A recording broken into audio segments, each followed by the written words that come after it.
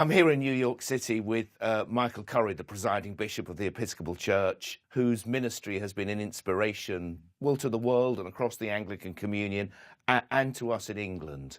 You have been very much in the prayers of my prayers, the prayers of the Church of England, and we're really inspired by what you say about the church, beloved community, the church, Jesus movement. We'd love to hear a bit more about that. Oh, sure, but thank you. Thank you both for being here, and but thank you also for all those prayers. Believe me, I'm a witness. Prayer matters. It makes a difference, and it's made a difference in my life. So thank you, and please thank everybody for me. The language of Jesus movement for me came from when I was a parish priest, and I remember reading a book by a scholar, a biblical scholar at Harvard Divinity School, who was an Episcopalian. And in that book, she was talking about, or actually her professor, when she was doing her doctorate, was actually talking about the earliest days of Christianity. And she said Jesus began a movement. It was a movement of people who were passionately committed to his way of life, his way of love. And folk who got caught up in that movement, they changed the world. And I really passionately believe that what was true for them in the first century can be true for us in the 21st. That folk whose lives are centered on the teachings and the spirit and the life of Jesus of Nazareth, that way of life and love, really make a profound difference in the world. The language of beloved community, while it has some philosophical origins, Martin Luther King really picked that up based on the teachings of Jesus of Nazareth. By this, everyone will know that you are my disciples, that you love one another. Love the Lord your God and your neighbor as yourself. The parable of the Good Samaritan. This constant focus on love. God so loved the world that he gave his only begotten son.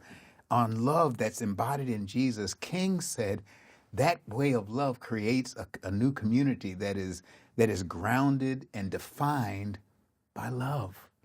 Not sentimental love, but sacrificial love. And so King's life was given to a movement that was grounded and based in that kind of love, which he learned from Gandhi and learned from Jesus in the Sermon on the Mount, and picked it up and created a social movement that changed lives and changed the society. What was true in the first century can be true in the 21st century.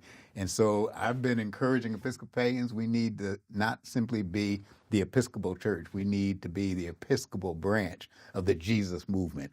Yeah, well, it's very inspiring for me to hear that, but I think it's been inspiring for the whole Anglican Communion, and particularly in England. In England, we tend to talk about Christ rather than Jesus. That's sure. Which, we do. There's nothing wrong with that. But the trouble is, we start thinking that Christ is his surname. That nice Mr. Christ. Yes. But there's something personal and intimate about Jesus. It really is. It was Rowan Williams. I'm going to misquote Rowan Williams from memory, but Rowan Williams said something like, the church is that bunch of women and men who've been so impacted by the life, death, resurrection of Jesus that they formed a community, you would say a beloved community, and they're trying to change the world. Yes. And that's beautiful. That's something to get out of bed for. And you've been the presiding bishop for I don't know how long. Somehow I've ended up being the Archbishop of York. What I've tried to do in my ministry, and what I've seen and been inspired by in your ministry, is that focus on growing the church, building the church, focusing on Jesus. Yes.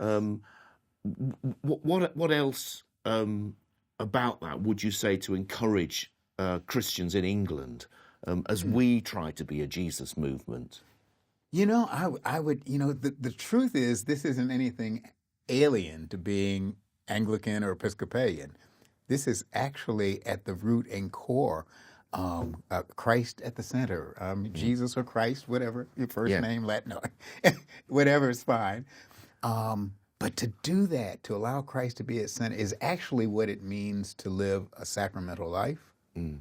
Again, to allow the Christ that we know in the sacraments and the body and blood of the Holy Eucharist to actually dare to take that from the sanctuary into the streets, into the very soul of our lives. That's changing wherever it is, and the world needs it. Yeah. And the world needs it. There's the old African slaves here in America. Some of my ancestors used to say, "There's trouble in the land. There's trouble in the land," and we need that way of love that Jesus was talking about. That commitment to the good of others as well as ourselves. That way of unselfish, sacrificial living. That's what's going on the cross. I mean, Jesus didn't go to the cross so we could become famous. I mean, that would be a heck of a way to get famous. No, that was done for the good and welfare of others, to show us there's another way. Selfishness is not the way. Selflessness is the way to really find the self. And that's true for England. That's true for America. That's true for the world. And that's not simply making everybody Christian. It's aligning everybody with God. And a whole lot of Christians are going to fall out. Yeah. We'll be a part of that. You know what I mean? So, yeah, and so, I mean, in the Church of England, we've developed a vision for the 2020s.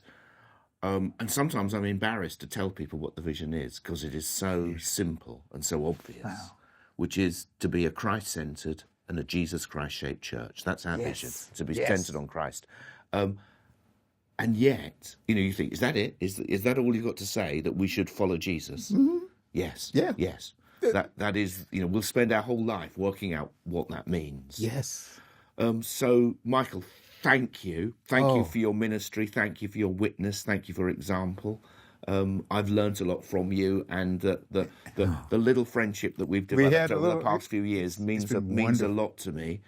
I think bishops are meant to be evangelists. Yes. We have such opportunities. We do. And you've been such an example of that in your ministry, and long may it continue.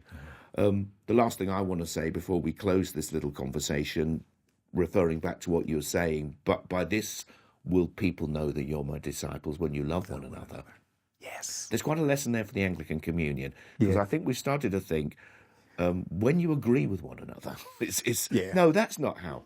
That's not how we're going to do it. We're not going to agree with one another. There's going to be tensions and challenges. Sure. But if we love one another, if we're centered on Jesus, then we will, in the words of Pope Francis, walk together, work together, pray together, be that beloved community.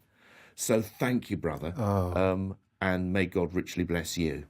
And God bless you. You're awesome. You are awesome. And I have treasured this friendship, this little short period of time. Yeah. And to know your love for Starbucks coffee. It's the one thing that we just cannot agree on, but there we are. We better stop now. That's right. Thank you.